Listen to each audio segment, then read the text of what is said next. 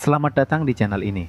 Di video kali ini, saya ingin mengajak Anda melihat Margo City Depok, bukan hanya sebagai sebuah pusat perbelanjaan, tetapi sebagai bagian dari perjalanan kota, dan juga perjalanan pribadi saya. Bagi banyak orang, Margo City adalah tempat belanja, nongkrong, atau menonton film. Namun bagi saya, kawasan ini punya cerita yang jauh lebih panjang. Saya sudah mengenal area ini sejak tahun 2004, jauh sebelum Margo City berdiri seperti yang kita kenal sekarang. Saat itu, Margonda belum seramai hari ini. Belum ada deretan mal besar, belum dipenuhi gedung-gedung tinggi. Yang saya ingat, kawasan ini terasa lebih terbuka, lebih longgar, dan punya ruang bagi anak-anak muda untuk berkumpul.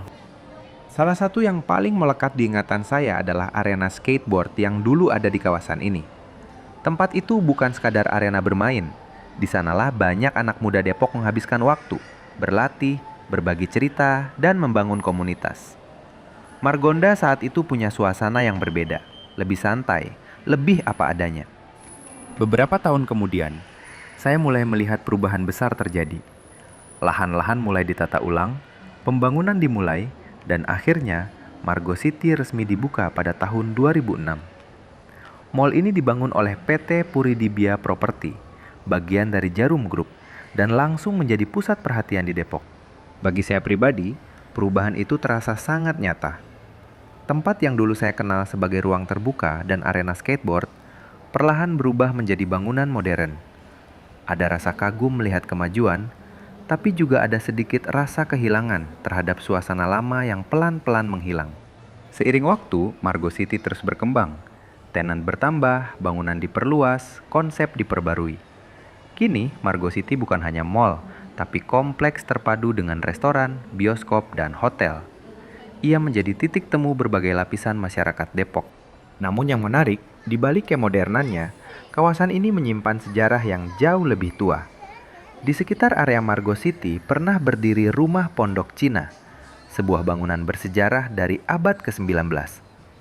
Hal ini selalu mengingatkan saya bahwa kawasan ini telah mengalami banyak sekali lapisan perubahan jauh sebelum saya mengenalnya di tahun 2004. Bagi saya, Margo City adalah contoh nyata bagaimana sebuah kota tumbuh dari ruang komunitas sederhana menjadi pusat gaya hidup modern, dari tempat bermain skateboard menjadi mall yang hampir tak pernah sepi pengunjung. Hari ini, setiap kali saya melintas atau masuk ke Margo City, selalu ada rasa nostalgia. Saya tidak hanya melihat bangunan dan toko, tetapi juga potongan-potongan ingatan tentang bagaimana kawasan ini pernah hidup di masa lalu. Margo City bukan sekadar tempat, ia adalah penanda waktu. Ia mencerminkan perubahan generasi, perubahan kebutuhan, dan perubahan cara kita memaknai ruang kota. Dengan memahami sejarah Margo City, saya belajar bahwa sebuah tempat tidak hanya dibangun dari beton dan kaca, tetapi juga dari kenangan, pengalaman, dan cerita orang-orang yang pernah ada di dalamnya. Sekarang, mari kita bersama-sama melihat seperti apa suasana Margo City hari ini dari sudut pandang yang mungkin terasa biasa, namun penuh cerita bagi mereka yang pernah tumbuh bersama kawasan ini.